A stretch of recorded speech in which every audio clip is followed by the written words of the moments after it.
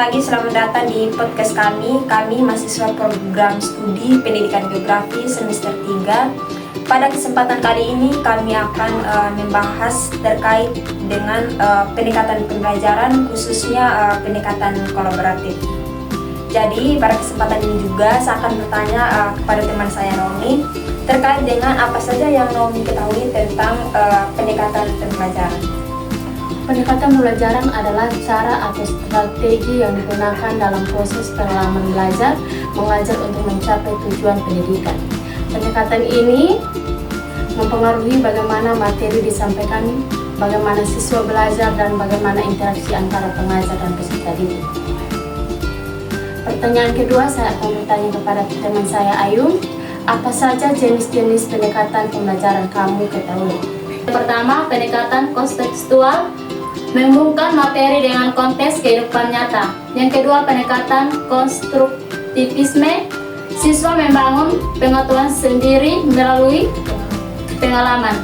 Yang ketiga, pendekatan student center, fokus pada kebutuhan dan aktivitas siswa. Yang keempat, pendekatan teacher center, guru lebih dominan dalam menyampaikan materi. Yang kelima, pendekatan kolaboratif, belajar melalui kerjasama dalam kelompok. Yang keenam, pendekatan inquiry, siswa mencari jawaban melalui pertanyaan dan investigasi. Yang ketujuh, pendekatan problem based learning atau PBL, belajar melalui pemecahan masalah nyata. Yang kedelapan, pendekatan experiential learning, belajar dari pengalaman langsung. Pendekatan kolaboratif adalah suatu pendekatan dalam pembelajaran maupun pemecahan masalah yang menekankan kerjasama antar individu atau kelompok untuk mencapai tujuan bersama. Dalam pendekatan ini, setiap anggota berperan aktif, saling berbagi ide, pengalaman, serta tanggung jawab, sehingga tercipta proses belajar atau kerjasama yang lebih efektif, kreatif, dan mendalam.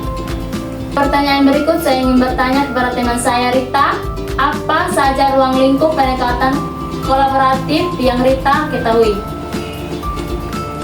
Jadi ruang lingkup pendekatan kolaboratif cukup luas karena bisa diterapkan dalam pendidikan, organisasi maupun kehidupan sosial. Berikut ruang lingkup utamanya. Yang pertama, bidang pendidikan. Proses pembelajaran di kelas atau diskusi kelompok, problem based learning, project based learning.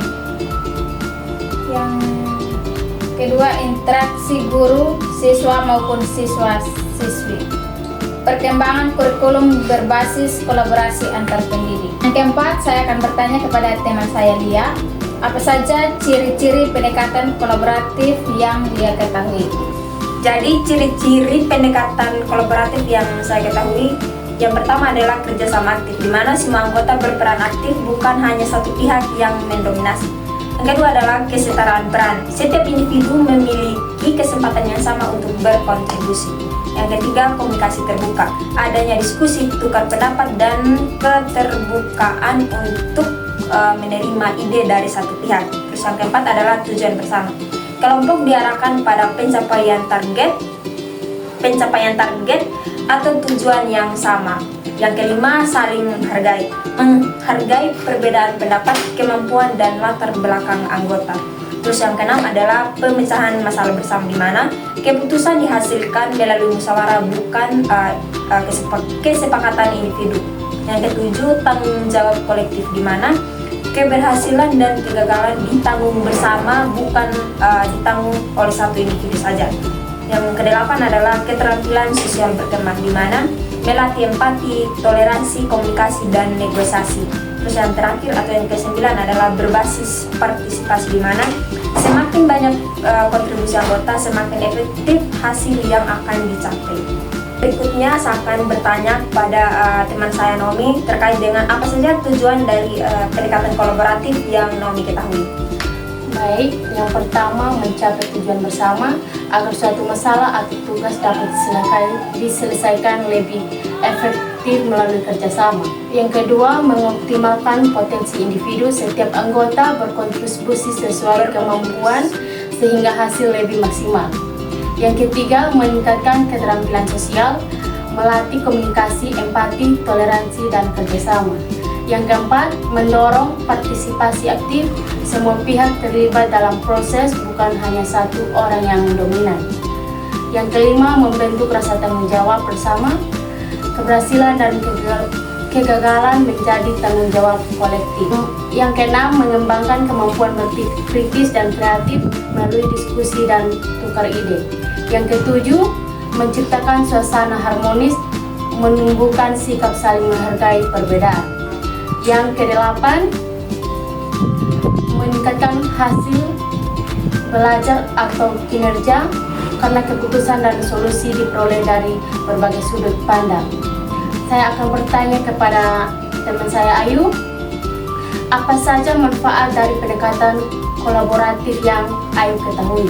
Manfaat dari pendekatan kolaboratif antara lain yang pertama, meningkatkan keterlibatan siswa. Kolaborasi membuat pembelajaran lebih interaktif dan menarik. Yang kedua, pengembangan keterampilan sosial. Siswa belajar komunikasi, kerja tim, negosiasi, dan empati.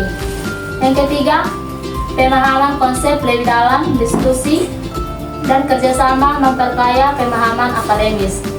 Yang keempat, kreativitas dan inovasi. Kolaborasi memunculkan ide dan solusi kreatif. Yang kelima, persiapan untuk dunia kerja. Banyak profesi membutuhkan keterampilan kolaboratif. Keenam, motivasi belajar.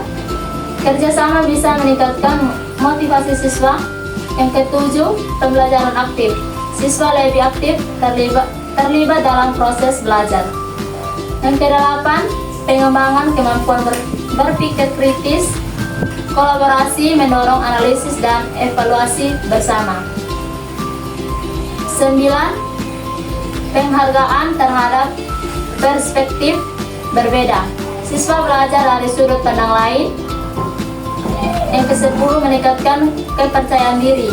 Kolaborasi bisa membangun kepercayaan diri siswa. Saya akan bertanya kepada teman saya Rita, apa saja tantangan pendekatan kolaboratif yang Rita ketahui? Baik, saya akan menjawab pertanyaan dari teman saya Ayu. Yang pertama, komunikasi tidak efektif. Kesulitan dalam koordinasi dan komunikasi antar anggota kelompok. Yang kedua, konflik antar anggota. Perbedaan pendapat, gaya kerja, atau kepribadian bisa menimbulkan konflik. Yang ketiga, ketidakseimbangan kontribusi. Beberapa anggota mungkin tidak berkontribusi sama. Yang keempat, ketergantungan pada individu. Ketergantungan pada anggota tertentu bisa menghambat kemajuan. Yang kelima, perbedaan tujuan. Anggota kelompok mungkin memiliki tujuan berbeda. Yang keenam, manajemen waktu. Koordinasi waktu untuk kerja kolaboratif bisa sulit. Yang ketujuh, evaluasi kontribusi. Sulit menilai kontribusi individu dalam kerja kelompok. Yang kedelapan, budaya dan gaya kerja. Perbedaan budaya atau gaya kerja antar anggota. Yang kesembilan, teknologi dan akses. Ketergantungan pada teknologi, tidak semua memiliki akses sama. Yang ke-10, kepemimpinan. Kurangnya kepemimpinan efektif dalam kelompok. Saya akan bertanya kepada teman saya Lia, apa saja dampak dari tantangan pendekatan kolaboratif? Baik, yang saya ketahui dampak dari tantangan pendekatan kolaboratif itu terbagi menjadi 4. Yang pertama itu adalah menghambat produktivitas, di mana konflik atau komunikasi buruk bisa memperlambat kerja. Terus yang kedua adalah kualitas hasil. Kerja kolaboratif yang tidak efektif bisa menurunkan kualitas. Yang ketiga adalah keterlibatan anggota. Beberapa anggota mungkin merasa tidak terlibat atau frustasi. Dan terakhir adalah ketegangan, di mana konflik bisa menimbulkan ketegangan dalam kelompok sehingga kualitas dari hasil kerja juga menurun. Saya akan bertanya kepada teman saya Naomi terkait dengan strategi apa saja yang harus diterapkan untuk mengatasi tantangan pendekatan kolaboratif. Yang pertama, komunikasi terbuka. Kedua, definisikan peran dan tujuan jelas. Yang ketiga, pembagian tugas adil. Yang keempat, kepemimpinan efektif. Dan kelima, feedback konstruktif. Yang keenam, penggunaan teknologi kolaboratif. Yang ketujuh, pengelolaan konflik. Yang kedelapan, evaluasi periodik. Yang kesembilan, pelatihan kolaborasi. Yang kesepuluh, kesadaran budaya. Saya akan bertanya kepada teman saya Ayu, keterampilan apa saja yang dikembangkan dari pendekatan kolaboratif? Yang pertama, komunikasi efektif, kemampuan menyampaikan ide, mendengarkan, dan berdialog. Yang kedua, kerja tim, kolaborasi membutuhkan kerjasama dan tanggung jawab bersama. Yang ketiga, pemecahan masalah, kerjasama untuk menemukan solusi masalah kompleks. Keempat, negosiasi, mengelola perbedaan pendapat dan mencapai kesepakatan. Yang kelima, kepemimpinan, beberapa anggota mengembangkan peran kepemimpinan dalam tim. Yang keenam, adaptabilitas, kemampuan menyesuaikan diri dengan orang dan situasi berbeda. Yang ketujuh, empati. Kedelapan, manajemen konflik. Yang kesembilan, pengambilan keputusan bersama. Yang kesepuluh, kreativitas dan inovasi. Baik, saya akan bertanya kepada teman saya Rita, apa saja contoh dari pendekatan kolaboratif? Baik, saya akan menjawab pertanyaan dari Ayu. Contoh di bidang pendidikan. Yang pertama, proyek kelompok. Mahasiswa bekerja sama untuk proyek penelitian atau presentasi. Yang kedua, diskusi kelompok. Siswa berdiskusi untuk memecahkan masalah atau memahami konsep. Yang ketiga, peer teaching. Siswa saling mengajar topik tertentu dalam kelompok. Yang keempat, cooperative learning. Kelima, pembelajaran berbasis proyek. Baik, sekian podcast kami atau pembahasan kami pada kesempatan kali ini. Semoga materi yang kami sampaikan dapat bermanfaat. Sekian dan terima kasih.